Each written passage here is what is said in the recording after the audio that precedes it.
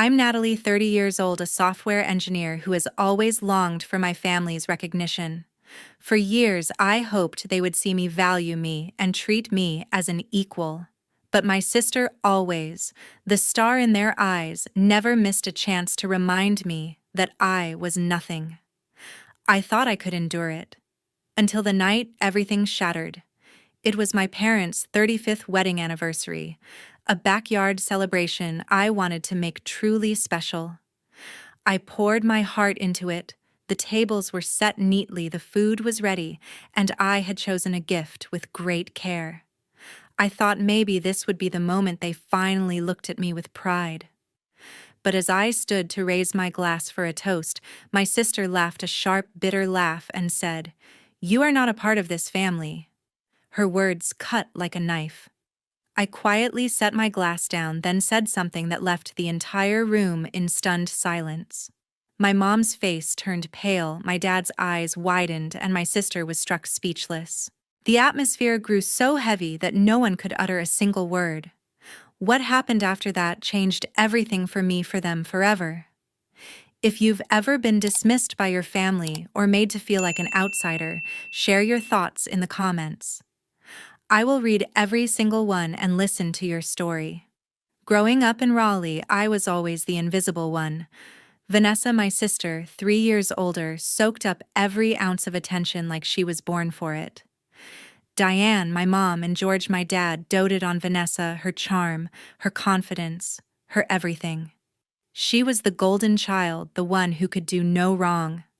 I wasn't jealous, not exactly, but it hurt to be overlooked. At the dinner table, I'd listen to Mom rave about Vanessa's school plays or her new hairstyle, while my straight A's barely earned a glance from Dad. By 16, I stopped chasing their approval. I focused on what I could control: my grades, my future. That same year, our world shifted. My dad, a salesman with a knack for closing deals, got laid off when his company downsized. The air at home grew heavy. Mom's worried glances, Dad's forced smiles, Vanessa's complaints about missing out on new clothes. Bills stacked up, and the tension was suffocating. I overheard Mom and Dad arguing about money late at night, their voices sharp through the thin walls. I vowed I'd never let that happen to me. I threw myself into studying, staying up late with textbooks, determined to build a life where I wouldn't have to beg. My effort paid off. I earned a full scholarship to a tech program at NC State, one of the best around. College was my escape, a chance to prove I was more than the quiet kid in Vanessa's shadow. I graduated at 22 with a software engineering degree and landed a job at a Raleigh tech firm. The pay was solid, better than I'd hoped, and I finally felt I was building something real. But things at home hadn't changed. Dad found work again, but it was commission-based, unreliable. Mom, a homemaker, relied on him for everything. Vanessa, freelancing as a graphic designer, was always broke, spending her earnings on clothes or trips. They struggled, and I couldn't just stand by. So I stepped in. It started small, paying the electric bill when it was overdue, covering Mom's car insurance when she said it might lapse. Then it grew. Vanessa called one day, her tone casual, but pointed, asking for a loan to cover rent. Just this once, she said, but it never stopped. I sent her $500, then $1,000 the next month. It became routine, her asking me, giving no questions. I didn't mind at first. I thought it was what family did. I paid their water bill, covered Dad's car repairs, even sent money for Mom's medical checkups. Over 8 years, I must have spent tens of thousands. Vanessa never thanked me, not once. Instead, she'd make snide remarks, calling me Miss Hotshot when I mentioned a work project, or smirking when I showed up in a new coat. Diane would add her own jab, saying I worked too much, that I should settle down instead of chasing promotions. "You're not getting any younger," Natalie, Diane said, once, her tone sharp enough to sting. Dad was kinder, but he'd just shrug like it was my role to keep them afloat. I told myself it was okay. I was doing well. Promotions came fast. My savings grew, and I loved my job. But every time I sent another payment, a knot tightened in my chest. I was their lifeline, but they didn't see me. To them, I was just the bank, not the daughter or sister who wanted to belong. Vanessa's comments cut deeper each time, and Diane's offhand remarks about my life choices didn't help. I started wondering if they cared about me at all, or just what I could give. Planning their anniversary became my way to show I was part of the family, even if Vanessa and Diane acted like I wasn't. I decided to host the celebration in their Raleigh backyard, picturing a warm summer evening with laughter and shared memories. Knowing no one else would take charge, I dove into planning every detail, hoping it would prove I belonged. Weeks before the event, I started browsing online for ways to make their backyard feel special. I ordered string lanterns to hang above the tables, imagining a cozy glow over the night.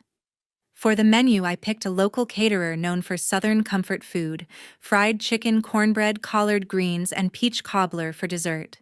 It wasn't high-end, but it felt like home. The catering cost $2,000, not counting rentals for tables, chairs, and linens. The biggest expense was the gift: a wicker outdoor furniture set, chairs, and a table perfect for their patio. It cost $3,000, but I knew Mom loved hosting and Dad enjoyed his evening coffee outside. I wanted it to be a gift they'd cherish.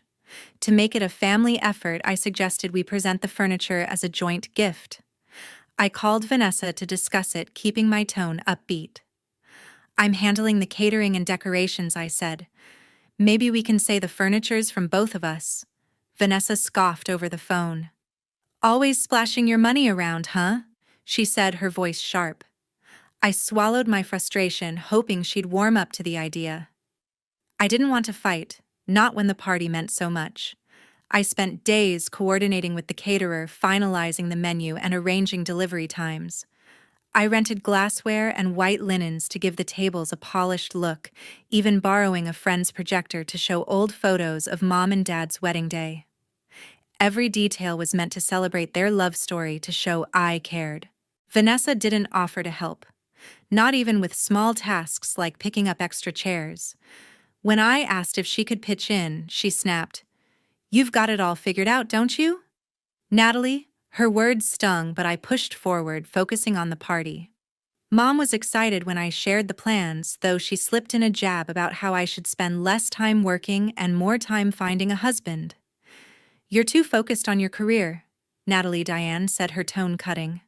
Dad just smiled and said it sounded great, his usual quiet support. I kept Vanessa updated, texting her about the menu and lanterns, hoping she'd show some interest. Her replies were curt one-word texts or silence. One evening, I stopped by their house to show Mom napkin samples. Vanessa was there, sprawled on the couch, scrolling her phone. "Going all out, aren't you?" she said, smirking. "What, trying to buy their love?" I gripped the napkins, forcing a calm response. "It's for Mom and Dad," I said. "I thought you'd want it to be special." Vanessa rolled her eyes and went back to her phone. As the party neared, Vanessa's jabs wore me down. I started doubting every choice, wondering if she was right. Maybe I was trying too hard. But I kept going, spending late nights checking the weather forecast, confirming the furniture delivery, and splurging on a bottle of vintage wine for the toast.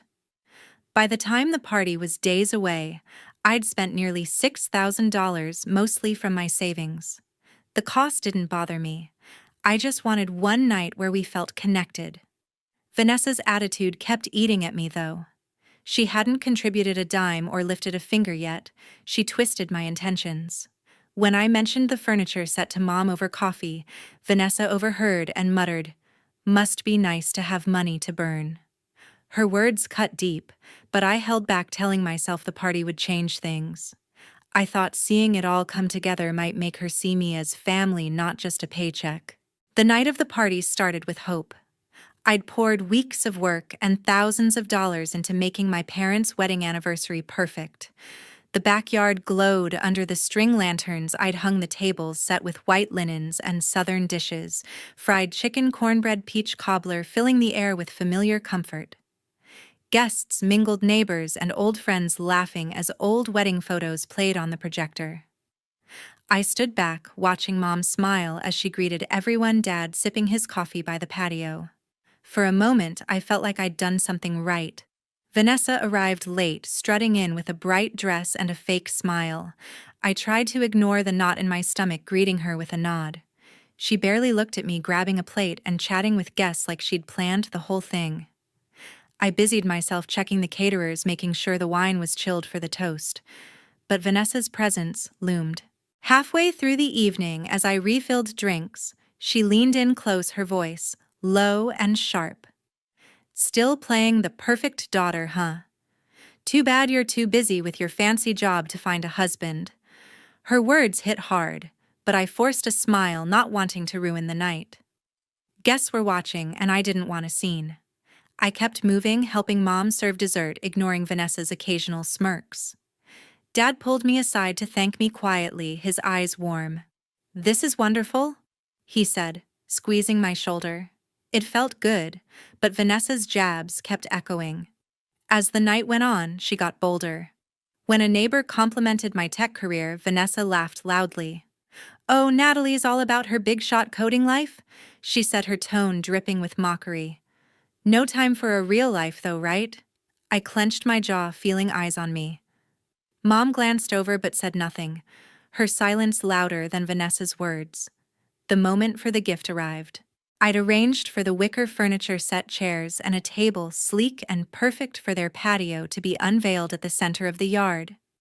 I'd spent $3,000 on it, hoping it'd be a symbol of our family's bond. I stood up, heart racing, and raised my glass for a toast. "Mom and Dad, this is for your 35 years together," I said, gesturing to the covered furniture. "It's from all of us." I glanced at Vanessa, hoping she'd go along with the joint gift idea. Instead, she stood, her face twisted in a sneer. "From all of us," she said loud enough for everyone to hear. "You are not a part of this family, Natalie. You're just showing off with your money." The backyard fell silent. Guests froze, forks clinking against plates. Mom's smile vanished, her eyes darting between us. Dad's coffee cup paused midair, his face pale. I felt my chest tighten, the weight of years paying their bills, swallowing their jabs crashing down. Vanessa's words weren't just an insult. They were a blade cutting me out of the family I'd fought to hold together. I could have crumbled, let the hurt swallow me. But something snapped instead. I raised my glass higher, locking eyes with Vanessa. "Perfect," I said, my voice steady but cold. "Then don't ask me for any more money." Gasps rippled through the crowd. Vanessa's smirk faltered, her eyes narrowing.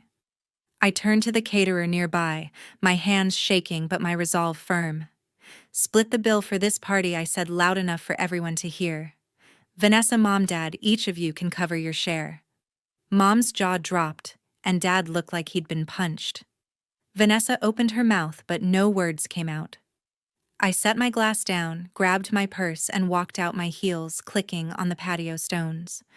The night air hit me as I reached my car, my heart pounding. I'd spent years carrying them, and in one moment I'd let it all go. The silence behind me felt heavier than any argument. My apartment, usually a haven, felt empty when I walked in. I dropped my keys on the counter, the sound echoing in the stillness. For years I'd carried their burdens, bills, loans, endless demands, and in one night I'd cut the cord. The freedom was exhilarating, but a hollow ache settled in my chest. I'd stood up for myself, but I was alone. My phone buzzed an hour later. It was Dad, his voice soft and hesitant. "Natalie, I'm sorry," he said. "We didn't mean for things to go like that." I listened, staring at the ceiling, unsure how to respond. He talked about how much the party meant to him and Mom, how they didn't expect me to leave. "We love you," he said, but the words felt heavy, like they came too late. I thanked him, keeping my voice steady, and hung up. Mom called next, her tone shaky. "You didn't have to walk out," she said, almost pleading. Vanessa was out of line. "But we're family." I wanted to believe her, but her silence at the party stung more than Vanessa's insult. "I need time, Mom," I said, ending the call. "Vanessa didn't reach out. No texts, no calls, just silence, as if I'd never existed. I couldn't sleep that night. The high of standing up to Vanessa mixed with a gnawing loneliness. I'd spent years trying to prove I belonged, pouring money and energy into a family that didn't see me. The more I thought about it, the more I realized I needed a break, not just from them, but from the weight of their expectations. The next morning, I opened my laptop and booked a weekend trip to Asheville, a quiet mountain town a few hours away. I craved the cool air, the rolling hills, a place to clear my head. The ticket cost $300, a small price for peace. Back at work, I threw myself into projects, but the ache lingered. A coworker noticed my distraction and suggested therapy. I'd never considered it before, but the idea stuck. I found Dr. Marilyn Ross, my therapist, through a recommendation. Her office in downtown Raleigh was small but warm, with a soft couch and bookshelves packed with titles on healing. In our first session, I sat nervously, unsure where to start. "Why are you here?" Dr. Ross asked, her voice calm but direct. I told her everything: Vanessa's constant jabs, Mom's dismissive comments, Dad's quiet acceptance, the years of paying their bills, the party that broke me. She listened, nodding, jotting notes. "You've been carrying a lot," she said. "What do you want for yourself now?" That question hit me hard. I'd spent so long trying to be the perfect daughter, the reliable sister, that I'd lost sight of my own needs. Dr. Ross helped me see how much I'd sacrificed: my savings, my time, my sense of self, all to win a place in a family that didn't value me. "You can't control how they treat you," she said, "but you can choose how to move forward." I left her office feeling lighter, like I'd started peeling away layers of guilt. The Asheville trip came a week later. I stayed in a small cabin surrounded by mountains that felt steady and unchanging. I hiked trails, breathed in the crisp air, and let myself think. I wasn't angry anymore, not exactly. I was tired, but also hopeful. For the first time, I saw a life where I didn't have to earn love with money or effort. I journaled every night, writing down what Dr. Ross had said, what I wanted. I wanted freedom, not just from their demands, but from the need to prove myself. When I returned, my phone stayed quiet. Vanessa's silence spoke louder than any apology could. Mom called once more, her voice softer. "We miss you," she said, but I wasn't ready to talk. "I'm figuring things out, Mom," I replied, keeping it short. Dad sent a text, simple and kind, but it didn't erase the years of feeling invisible. Dr. Ross's words echoed: I could choose my path. I started seeing her weekly, unpacking the hurt and building a plan to focus on myself. The loneliness was still there, but it was softer now, mixed with a growing sense of strength. I returned to Raleigh with a quiet resolve to focus on myself, to build a life that wasn't defined by their approval. For the first time, I felt like I could breathe without carrying their weight. Work became my anchor. I'd always loved my job as a software engineer, but I'd let family stress pull me away from it. Now I poured my energy into projects, staying late to refine code and pitching ideas to my team. My manager noticed. A month after the party, she called me into her office. "You've been killing it," she said, offering me a promotion to lead developer. It came with a raise, $10,000 a year, and more responsibility. I accepted, feeling a surge of pride. The promotion wasn't just a title. It was proof I could thrive when I stopped trying to fix everyone else. I shared the news with Ellen, my friend from college, over coffee at a Raleigh cafe. Ellen, always blunt but kind, grinned and raised her mug. "About time you put yourself first," she said. I told her about the party, Vanessa's cruelty, and my decision to walk away. She listened, nodding, then leaned forward. "Don't let them pull you back in," she said. "You've given enough. Keep those boundaries." Her words stuck with me, reinforcing what Dr. Ross had said about choosing my own path. Ellen's support felt like a lifeline, a reminder that I had people who saw me for me, not what I could provide. Life wasn't all work, though. I'd been single for years, too busy with family and career to date. But a coworker introduced me to Steven, my date, at a team happy hour.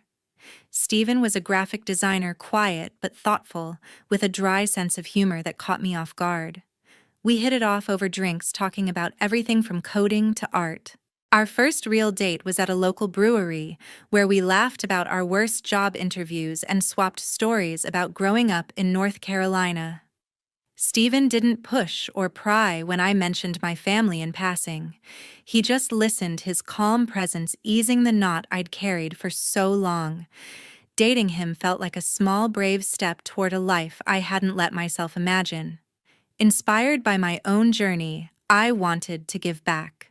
I'd always loved teaching, so I pitched a project at work, a free coding bootcamp for young women in Raleigh, aimed at those from underserved communities. My company loved the idea and gave me a budget of $5,000 to start. I spent weeks planning, reaching out to local schools and community centers to recruit participants. The program would teach Python and web development skills I wished I'd had access to as a teen. I named it Code Forward, a nod to moving ahead despite obstacles. The first session was set to launch in 3 months, and I was already buzzing with ideas for workshops and mentors. My family stayed distant. Mom called occasionally, her voice softer but still hesitant. "We're proud of you," she said once, mentioning my promotion. I thanked her but kept the conversation short. Dad sent a text now and then, simple updates about his garden or work. Vanessa remained silent, her absence loud but not surprising. I didn't reach out either. Dr. Ross had helped me see that their validation wasn't my responsibility. I wasn't angry anymore, just focused on building something new. Ellen checked in regularly, texting to make sure I wasn't slipping back into old patterns. "Stay strong," she'd say, half joking, half serious. Her encouragement kept me grounded, especially when doubts crept in. Steven, too, became a steady presence. Our dates turned into weekend hikes or quiet evenings cooking together. He didn't know the full story of my family, but he sensed the weight I'd carried. "You seem happier," he said one night, stirring pasta in my kitchen. I smiled, realizing he was right. Code Forward took shape faster than I expected. I recruited a small team of volunteers, including Ellen, who offered to design flyers. The first workshop filled up within days, with 20 young women signed up. I spent evenings preparing lesson plans, excited to share what I'd learned in a world that often felt out of reach for girls like them. I was no longer the invisible daughter, but the woman who chose her own path. Yet as I built this new world, my family faced the fallout of their choices, and I had to decide how or if I'd stay connected. 3 months after the party, I heard through a mutual friend that Vanessa had lost her freelance graphic design gigs. Her habit of splurging on clothes and vacations had caught up with her. Without my financial support, she couldn't cover rent and had to sell her designer bags and a vintage motorcycle she'd bought on a whim. The news didn't surprise me. Vanessa had always lived beyond her means, expecting me to bail her out. I felt a pang of guilt, but it faded quickly. I'd spent years funding her lifestyle only to be called not family. Her silence since the party spoke volumes, and I wasn't about to step back in. Mom called one evening, her voice strained. "Vanessa's struggling," she said, pausing, as if waiting for me to offer help. I listened, sipping tea in my Raleigh apartment, but didn't respond. "We're cutting back too," she added. She and Dad had sold their second car, a pickup truck Dad loved to cover bills. His commission-based job was unsteady, and Mom's budget was stretched thin without my contributions. "We could use some support," Diane said, her tone hesitant but pointed. I took a deep breath, feeling the old pull to fix their problems. "I can't, Mom," I said firmly. "I've done enough." She went quiet, then mumbled something about understanding before hanging up. The call left me shaken but resolute. I wasn't their bank anymore. Dad texted a week later asking to meet for coffee. I agreed, curious but guarded. At a small cafe near my office, he looked tired, his usual warmth dimmed. "We messed up," he said, stirring his coffee. "I should have stood up for you at the party." His apology felt genuine, But it didn't erase the years of silence while I carried their burdens. I nodded, thanking him, but didn't offer more. "I'm building my own life now, Dad," I said. He smiled faintly, saying he was proud, but I could see the weight of their struggles in his eyes. I left the cafe feeling lighter, knowing I'd held my ground. My life, meanwhile, was blooming. Stephen and I were spending more weekends together exploring Raleigh's parks or trying new recipes in my kitchen. He'd started teaching me about graphic design, laughing when I struggled with color palettes. "You're better at code than art?" he teased, kissing my forehead. His support felt effortless, a stark contrast to my family's demands. We weren't rushing things, but being with him made me realize what a real partnership could be: mutual, not one-sided. Code Forward was thriving too. The first cohort of 20 young women had completed their Python course, and their excitement was contagious. One student, a shy 17-year-old, built a simple website for her mom's bakery, beaming when it went live. I spent evenings refining the curriculum, adding lessons on app development. Ellen, who designed our flyers, joined a session to share her marketing expertise. "You're doing something big," she told me after class, her eyes bright. "Don't let anyone take that from you." Her words echoed Dr. Ross's advice, reinforcing my commitment to this new chapter. Vanessa sent a text one day, brief and curt. "Need to talk," it said. I stared at my phone, remembering her sneer at the party. I didn't reply. Dr. Ross had taught me that boundaries weren't just about saying no, they were about protecting my peace. Vanessa's struggles were hers to face, not mine to fix. Mom called again a month later, mentioning they'd downsized to a smaller grocery budget. "We're managing," she said, but her voice hinted at hope I'd step in. "I'm glad you're figuring it out, Mom," I said, keeping my tone neutral. I wasn't cold, just done being their lifeline. As winter settled over Raleigh, I felt a quiet happiness. Stephen and I planned a trip to the coast, and Code Forward secured funding for a second cohort. I wasn't perfect, and some days I missed the idea of my family more than the reality. But I'd learned to choose myself, to build a life that didn't revolve around their approval. I was no longer the invisible one, and that was enough. I carved out my own path. The decision to walk away from my family's demands after that disastrous anniversary party reshaped my world. Raleigh became a city of possibilities, not a reminder of old wounds. I stopped waiting for their calls, stopped hoping for reconciliation. My life was mine now, and the lessons I learned through this journey are ones I want to share with you. Word reached me through a former neighbor that Vanessa was drowning in debt. Her lavish spending, weekend getaways, expensive jewelry had spiraled out of control after her freelance clients dropped her for missed deadlines. She'd pawned her high-end camera equipment, once a source of pride, to cover loan payments. The news didn't stir sympathy. Vanessa's cruel words, "You are not a part of this family," still lingered, a sharp reminder of her dismissal. I'd funneled thousands into her life only to be cast aside. Her struggles were her own now, and I felt no pull to rescue her. Mom and Dad had their own challenges. A friend mentioned they'd traded restaurant dinners for home-cooked meals, cutting corners to stretch their budget. Dad's sales commissions were inconsistent, and Mom had picked up extra shifts at a local bookstore to make ends meet. They'd let go of their weekend golf membership, a small luxury they'd cherished. When Diane called one evening, her voice was heavy. "We're getting by, but it's tough," she said, a subtle hint of expectation in her tone. I sipped coffee in my apartment, feeling the familiar tug of guilt. "I'm sorry, Mom, but I can't help," I said, my voice calm but firm. She sighed, murmuring something about hoping I'd visit soon, then hung up. Dad sent a brief email a week later, checking in. "Doing okay, Dad?" I replied, keeping it short. I loved them, but I wasn't their lifeline anymore. My world, in contrast, was vibrant. Stephen and I were growing closer, sharing quiet mornings at Raleigh's farmers market or laughing over board games. He'd sketch designs while I coded, our passions complementing each other. "You're unstoppable," he said one evening, watching me tweak a website for work. His belief in me felt like a gift, so different from my family's demands. My career as a lead developer was thriving with new projects pushing me to grow. Code Forward. My coding bootcamp for young women had become a beacon of purpose. The second cohort was underway with students creating apps that amazed me. One built a budgeting tool for her family. Ellen, my friend, helped organize workshops, her enthusiasm infectious. "This is your legacy," she told me, grinning as we planned a guest speaker series. Therapy with Dr. Marilyn Ross. My therapist kept me grounded. She'd guided me through the pain of feeling invisible, helping me see that my worth wasn't tied to my family's approval. "Boundaries are your strength."